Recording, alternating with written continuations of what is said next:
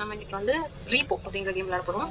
இது வந்து கொஞ்சம் ஸ்கேரியா காமெடியா ஃப்ரெண்ட்ஸ்க்கும் விளையாண்டா காமெடியா இருக்கும்னு நினைக்கிறேன்.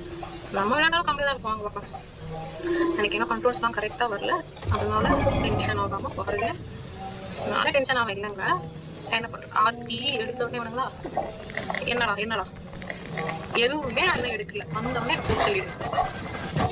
ஆரம்பமே ரொம்ப அமக்கலமா இருக்கு. போட்டு என்ன 30 லைஃப் தான் நிறைய போட்டு சந்தோஷமா